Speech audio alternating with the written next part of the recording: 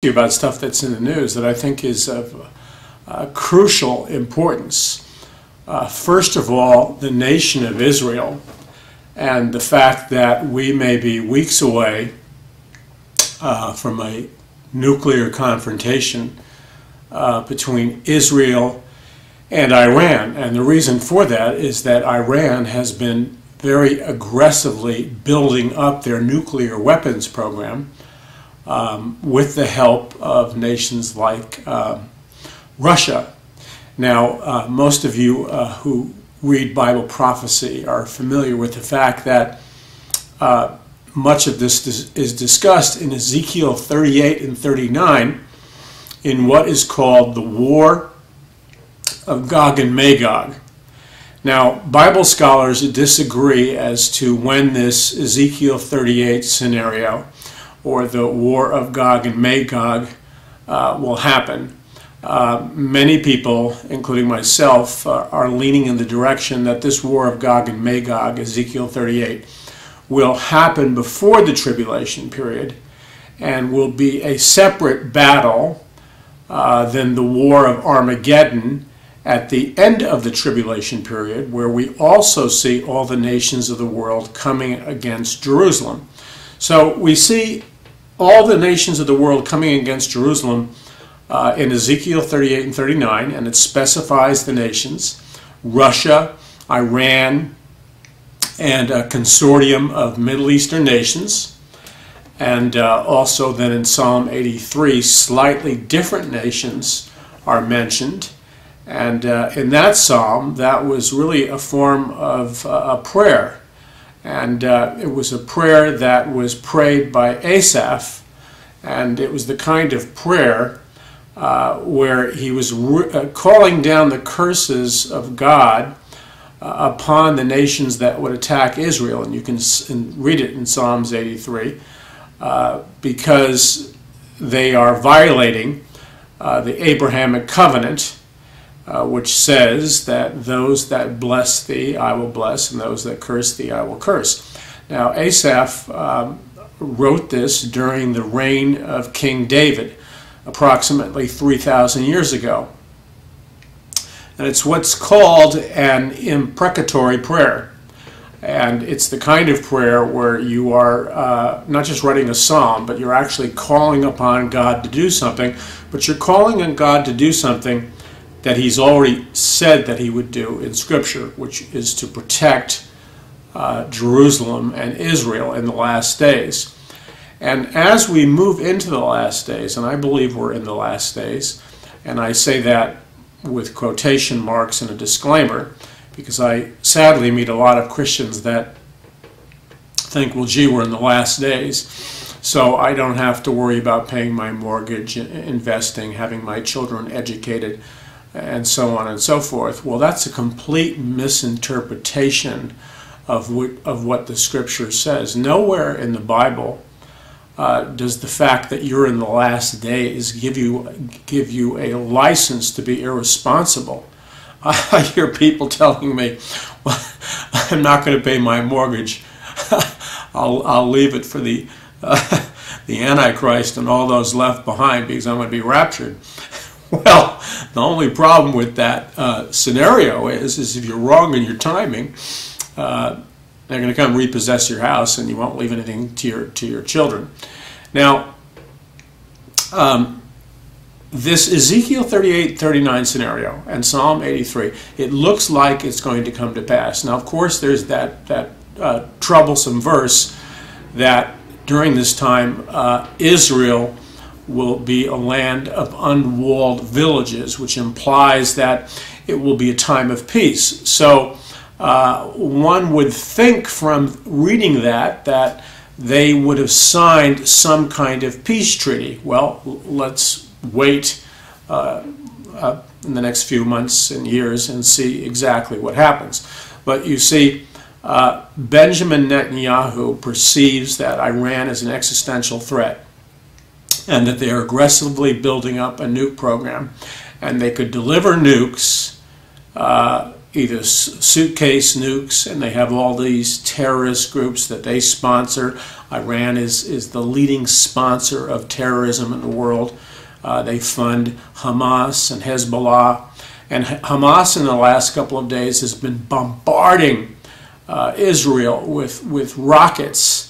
And Israel has this technology called the Iron Dome, which is supposed to render these rockets ineffective, but for whatever reason, and there's some argument among their military forces, but the military leaders high up in Israel believe that Russian agents and scientists, along with Iranian scientists, have advised the groups shooting the rockets into Israel on how to use new technology which renders Israel's Iron Dome of protection essentially non-effective, and that places them in a great place of jeopardy. So as Bible-believing Christians, we need to stand for the nation of Israel. We need to pray for the peace of Jerusalem. And we need to recognize that this is a prophetic sign of the last days. You know, I deal with this. I have a brand new DVD series that will be out very soon. And I encourage you to order it now. And it will blow your mind. We've spent a long time on it. And it's 3 DVDs where we talk about the coming one world government, the coming one world economic system, and the coming one world religion. And we don't pull any punches. We explain what's really going on. So Israel is God's prophetic time clock. I was speaking at a conference just the other day out in San Bernardino, and it was a Stand for Israel conference. And I want to make that message available to you, by the way, as soon as I possibly can, because it was prophetic. And I want to leave with this note. And I began my talk to this gathering of Christians and Jews and Messianic Jews and just ordinary people who gathered for the conference, which was free, and we told you about it on the Paul McGuire e-blast. I'm not here to argue the theological problems of saying that God called me to give a warning. I'm not saying that I'm a watchman in the sense of some exalted position in the Old Testament, and people write me letters, and I understand their concern. But I do believe I've been called to be a watchman within certain parameters. Just like some people have prophetic gifts, and I believe the Lord uses me in that area, but I don't put myself up on the level of an Ezekiel or a Joel or an Isaiah. Those gifts are used in combination with extensive research, what the Lord has impressed on my heart. And I can't honestly say, I think it would be dishonest for me to say, or label myself a prophet in the Old Testament sense, because you see, if I do that and I'm wrong, then I am stoned. And I think people need to be very careful before they say they are, quote, prophets, because the demand for being a prophet is 100% accuracy. So it's with the same trepidation that I approached the term watchman. And as you know, in ancient Israel, they had a watchtower, not the Watchtower Society of today, which is a cult, but the watchman, his job was to look up from the heights and to see if the enemies of Israel were coming towards Israel.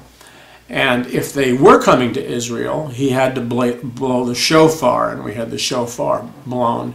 I didn't blow it. It's a very difficult instrument to play.